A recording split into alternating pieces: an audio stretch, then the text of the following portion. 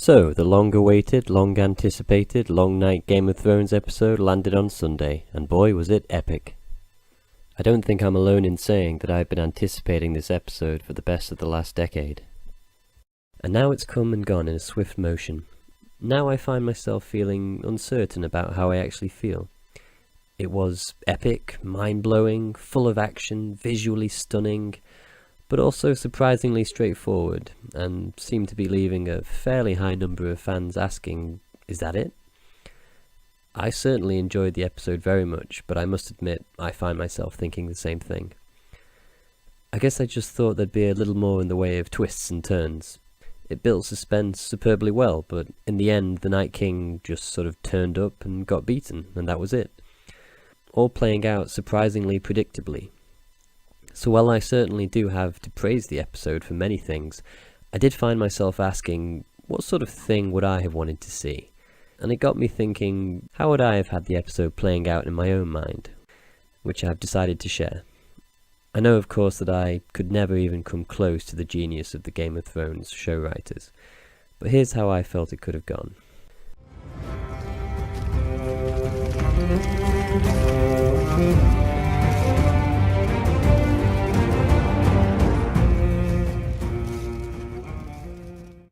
Before I get into this episode, to begin with, I wouldn't have had Jon declare his secret in the previous episode. Instead, I would have had him be about to tell her, like, he didn't rape her, he loved her, then they were married. And with her saying something like, how could you possibly know that? And then the battle horn cries just as he's about to tell her. Overall, I think the majority of the episode played out as it should have, albeit perhaps slightly darker than I would have liked. Building up suspense at the start, the neat trick with the fiery swords was damn cool. I certainly did think the Dothraki were sacrificed a little too readily at the start, though that was a really cool scene aesthetically. I'd have perhaps had them start with the fireballs and then have Dany and Jon go out to investigate on Dragonback. Then as the fog obscured their vision, have them decide that they'd have to send a party of Dothraki because that's the only way, but certainly not all of them. So then, as the battle commences, the Night King is a no-show. However, his White Walker generals do show up along with thousands of Whites. After clashing with Drogon in the blizzard, Jon is forced to land. It is then that Rhaegal, and not Drogon, is swarmed by Whites. It's more believable that way, as Jon is less experienced with his dragon and far less protective. At this point, however, Rhaegal is overwhelmed and in fact killed by the Whites, before we later see his corpse being reanimated by one of the White Walker generals. From there, the battle would play out pretty much exactly as it did up until the last few minutes, though possibly with some slightly more major deaths. As much as I didn't want to see my favourite characters perish, Game of Thrones classically would always give us not what we wanted but what we needed. They seemed to play it safe, only conveniently sacrificing characters who felt disposable for quite a while now. I definitely would have kept the Lyanna Mormont scene, as that was pure badassery. However, I would have been tempted to keep her alive after that, just because she's such a cool character. Unless they have something really important coming up, Grey Worm, Brienne, Tormund, Sam, Jaime, Tyrion, Sansa would all have worked well as very shocking and tear-jerking deaths. Or perhaps Gilly could have died in the crypt, leaving poor Sam to take care of little Sam on his own. Dondarrion probably should have died as he did, but perhaps in a slightly more extravagant fashion after being brought back to life so many times, like a really major sacrifice. But anyway, I digress. So then we get to the final act. As the battle rages on, it gets to a point where all hope seems lost, countless have died and the swarms keep coming.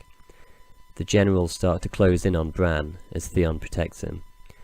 It seems the Night King has not taken the bait and instead has wisely sent his generals to do his work for him. Theon falls, and the generals prepare to kill Bran. Jon sees this from afar and charges to save him, with several lesser main characters in tow. Maybe characters like Jon Royce or the other Northern Lords. Daenerys at this point is watching on while sitting next to Jorah's body. Just as Jon gets close and the generals turn to face him, White Walker Rhaegal appears and burns Jon and his men, as Dany screams.